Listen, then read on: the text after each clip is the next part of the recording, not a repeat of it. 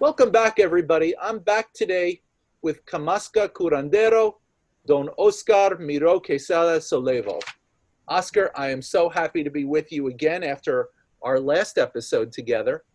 This time I'm going to ask you to talk a little bit about the specific people who have been in your life that influenced you the most with their teachings. And of course, a message throughout that is going to have impact for all of us on how we live in the world.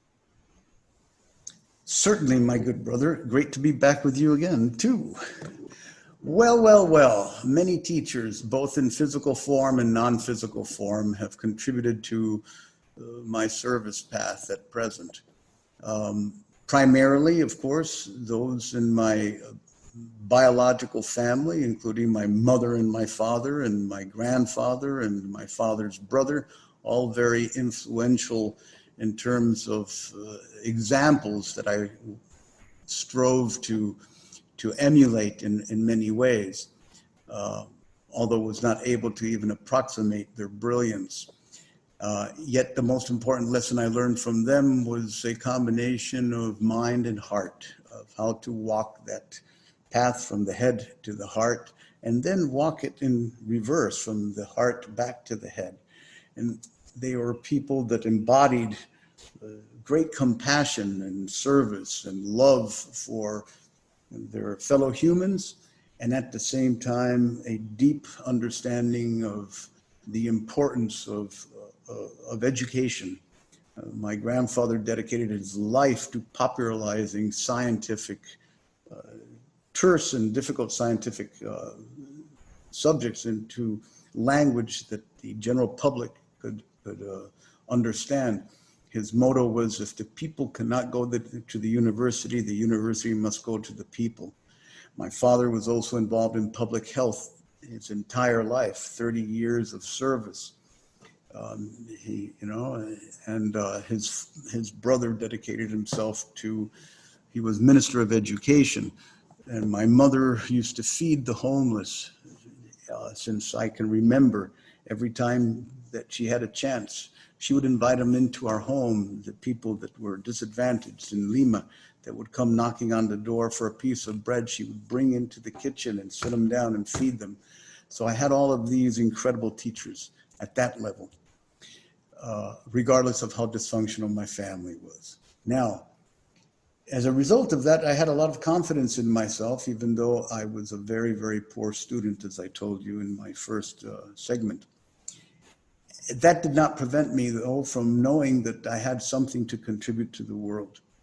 And so I found myself serendipitously thinking I was going to learn how to prepare the Tricuserios pachanoi, or known as the San Pedro cactus, which was a brew that I was serving my friends during the 60s as a means of emulating what was happening in Haight-Ashbury in the United States. So we were using the San Pedro brew recreationally, which used to be the thing to do in the past, and I would never advise doing any type of sacred sacrament of that nature, plant medicine, in any recreational manner, only with the utmost reverence and sanctity in its ceremonial use. Yet, as I was only 17 at the time, I was looking to find a formula that I could create the best San Pedro to share with my friends in Lima. So I went on a surfing trip up north with some friends of mine, both to surf and to meet this renowned healer known as Don Celso Rojas Palomino, from a place called Salas outside of Chiclayo, in the northern coast of Peru. He was famed. People would come from all over Peru, as well as from Brazil and Colombia and Ecuador, to his mesadas, which were these Tuesday and Friday night healing sessions in which he would serve this brew made of the San Pedro cactus, and through very elaborate rituals would go ahead and reframe the lived experience of the person. People would come with the various culture-specific illnesses known as daño, or envy, susto, magical fright, mal de ojo, evil eye, all of the classic conditions that in modern Western psychiatry or mind-body medicine would be considered psychosomatic, they would be treated through spiritual means. And he was a master at being able to help people re-experience the trauma that these illnesses had induced in them in a manner that they were rites of passage, that they were stepping stones, that they were breakthroughs through that breakdown, that through that woundedness, they would be able to learn how to access their inner healing capacity. And I found all this out once I started to apprentice with him, once he invited me to be at his side as what's known as an auxilio de mesada, or an assistant in the ceremonial process that he was offering his community. So from going up there as a surf bum to learn to get something I could use to get high, I became a passionate student of one of the most famed healers of Peru, in Peru of the time, a Camasquero. He was originally born in the area of Huancabamba, near where the most famous lagoons are that we do pilgrimage to in our apprenticeship as curanderos. But then his mother moved down to be next to their family once his father died, to Salas, Chiclayo. And he had a small little sugarcane field there that he would work. And that was his main income. And then he would do his mesadas on Tuesdays and Fridays. So from 1969 to 1982, I spent at least 2 months, minimum 2 months every year during my vacation time from university in the United States back at his place. So that lasted until he sanctioned me as a carrier of the Camasca lineage. And he, how could I describe Don Celso? He was a man of very, very few words. He taught through example. He was impeccable in his ability to not let any lower astral, negative,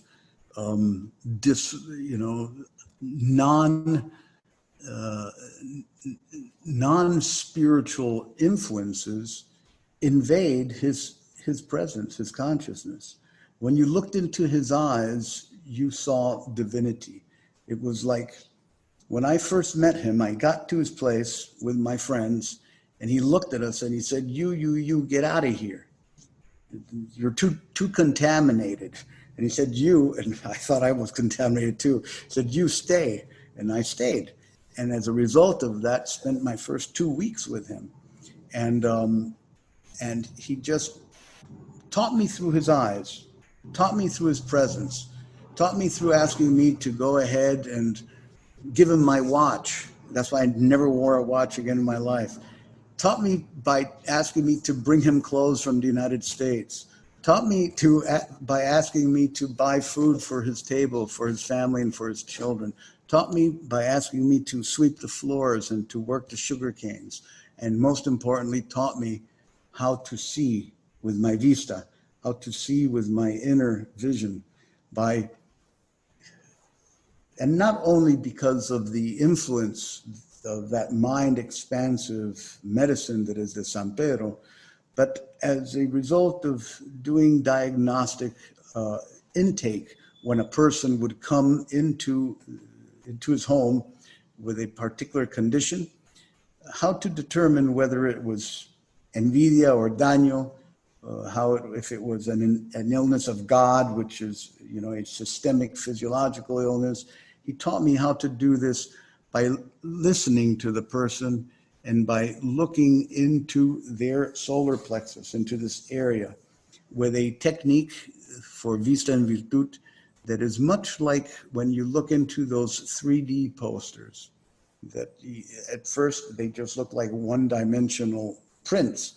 But if you relax your gaze and you just surrender into them, they start to take this dimensionality and they start to open up into a world. And that in the same manner as vista in virtud, when you can soften your gaze and look into the soul of the person, you see a unfolding of sometimes drama, sometimes comedy, sometimes tragedy, but you get to see the person's life, and especially the causative, originating conditions of the illness that they present. And it was simply by making me sit there for hours upon hours, looking into particular people's solar plexus area here, and dreaming and honoring my imagination and helping me realize that this wasn't fantasy, that there is a validity, that it's a natural, metanormal human capacity, that it is part of our spiritual development. And it was always done with the intention that it was a stepping stone toward a fuller spiritualization, not only of oneself as a practitioner of these arts, but through our example for humankind in general. He was very keen on understanding that you don't heal the world altogether. You heal one person at a time, and that's enough. And that was his main lesson to me. And so that's probably the most important non-Western teacher I have had. Once he passed over, I had the great fortune of meeting Don Benito Corihuaman Vargas from Guasao, Cusco, as a result of my Organization of American States field work through the National Public Health Institutes in Peru as well. That's a whole other story. But Don Benito came from the tradition known as the Paco, which is the Alto Misayok. It's the highland Andean area of Cusco. They practice it. And they're much more earth-honoring ceremonialists. Their medicine is more in quintus, or coca leaf offerings, and despachos, or jaiwaricuis, feedings, mijushancus, ritual feedings to the earth. Their approach is much more in obeisance or dedication to the apus, to the great mountain lords. So I had this extraordinary foundation of healing the individual that I learned through Don Celso, and entering into sacred reciprocity, or Aini, balanced relationship with the living earth, as a result of my apprenticeship with Don Benito, which was a bit more informal, of course, and only lasted 4 years, from 82 to 86. Those are the two primary non-Western teachers. And then I've had encounter with teachers that are on the other side of the veil. As I mentioned in our first segment, when I had that near-death experience, that encounter with Shining Ones was pivotal in waking me up to spirit helpers. And from a shamanic perspective, my tutelaries, my animal allies, my puma and my hare visit me in my dreaming and make me follow them into certain circumstances, and then cut me loose and say, okay, go ahead and do it. Do your magic, work it.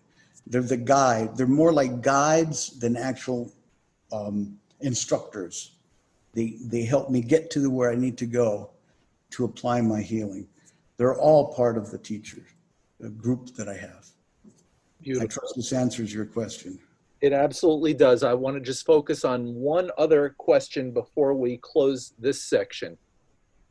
And you talked about, particularly in the section on your work with Don Celso, you talked about his work with people, one person at a time, healing one person at a time. And you talked about the classic conditions that anthropologists would refer to as culture-bound syndromes. Mm-hmm. And I want to focus for a moment on susto. Mm-hmm. Because there are a lot of people in our world who are very troubled when they come to these ideas of non-Western healing. And this whole concept of the wounded healer, that somebody may come to this because of a crisis, being at a crossroads in their life, and may come to this because maybe they want to learn how to heal, and in the process they're finding out about their own woundedness, or they're at a point where they experience their woundedness, want to be healed, and through that turn to the path of a healer. But I want your personal take on that mechanism, that way, from both the indigenous and from the modern psychological perspective, about how this happens. What light can you shine on that process for somebody who may be at that point in their life? Certainly. Well, it's no surprise that a dismemberment experience is kind of a prerequisite to become a healer in the indigenous worldview. By that we mean a life transformative crisis of types. Sometimes even that leads you to the verge of actual death, physical death, that you come back from. Much like any catastrophic illness, near-death experience, encounter with anomalous phenomena that just rattles your world and makes you realize, holy cow, everything I knew that I thought I knew has nothing to do with what's really happening in the universe. So that wake-up call is fundamental for any genuine, heartfelt, wounded individual to become reintegrated, to attain a state of wholeness that is much more inclusive than what their three-dimensional, five-sensorial conditioned view of reality is about. In other words, illness is a doorway to health. What is one person's poison is another person's medicine. Or as Paracelsus said, the only difference between poison and medicine is dose. So when you encounter, when I had an opportunity to, and being very wounded myself, to look at myself through the aid of the San Pedro cactus, assisted by Don Celso, to look at my own insecurities, my fears, my doubts, my darkness, and see them as a part of myself, not something to be repressed, suppressed, and feared, which makes them then come out in addictive behaviors, right? To just accept them as part of my makeup. Then they became my allies. I brought them onto my side. And Don Celso was always keen of saying, you must always wine and dine the adversary. You must always feed them and bring them into your side. And so I feel that all illness, all disease, whether it's of a spiritual nature or whether it's of a physiological or biological nature, needs to be befriended, needs to be understood, needs to be made into an ally. Whether the ultimate expression of it is death or not, the same as with death. Life is just a preparation for death. We need to learn to live well in order to die well. And this is what curanderismo is about.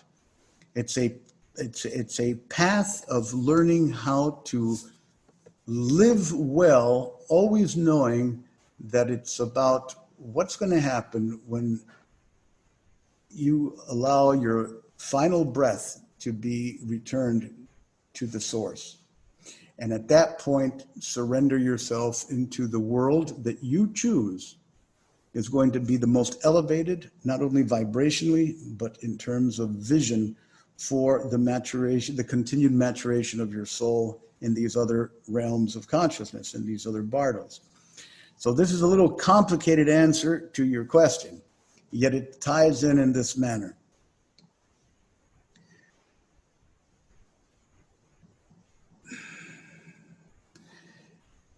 Illness is of two types in curanderismo. Enfermedades de Dios, illnesses of God, systemic physical disorders, cancer, diabetes, multiple sclerosis, things of that nature that need to be mostly treated with herbs and other types of more physical interventions. And then enfermedades de daño, or illnesses of harm.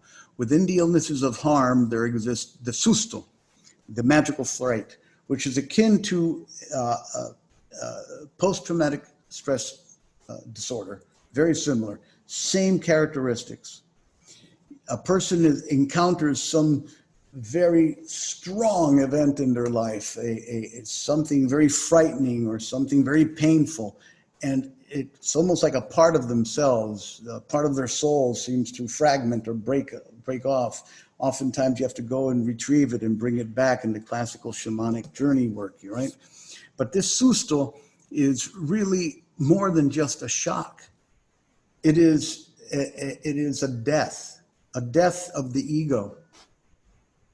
And the ego has two parts of it, according to the Peruvian shamanic Kamaska tradition. The ego has the part of it that identifies with oneself as separate. That's the ego with a lowercase e. And then you've got the ego with a higher uppercase e, which identifies with the logos, with the one mind, with being part of the great creative mystery, or originating mystery. That's the ego that comes back once the susto is taken care of. Methods to deal with the susto are many, as you well know. Everything from, the diagnostic methods by rubbing an egg or a guinea pig, or, watching the movement of a spider in certain areas of a bowl, things of that nature, through capnomancy, through smoke, countless techniques that basically mirror the vibrational field of the person so that the curandero can go ahead and determine and make a diagnosis as to the source of the illness. Once that is done, then there's numerous techniques of limpia, of cleansing, of suspendida, of clearing, of florecida, of raising that occur over the night of a mesada, right? Or that can be done individually by patients that come by themselves rather than in a community gathering. So it's all part of acknowledging that everyone on this planet, just by the fact that they have incarnated in physical form, are wounded. And that our path as wounded passersby is to learn to be a healer. That's how I best can understand it. And in that process of learning to be a healer, it's much like Jung's notion of individuation. It has no finality. It's just a continuum of deeper insights, more awakenings, stronger understandings of the immortality of oneself as a soul, less identification with the physical body, more identification with spirit, and deeper gratitude and a sense of altruism and compassion for all our relations, right? That's the journey of the wounded healer. That is the best summary I've heard. So thank you so much. That's a good point for us to end this section with. Oscar, thank you for the gift of those words and those stories and those insights. We look forward to seeing you in our next episode. Gladly. Love you guys. This has been Cultures of Health and Healing with Robert Vetter. Thanks for listening. Please remember to subscribe and rate this show and share it with others. Until next time, remember, your health and healing matter, and you can find your own unique path to optimum wellness.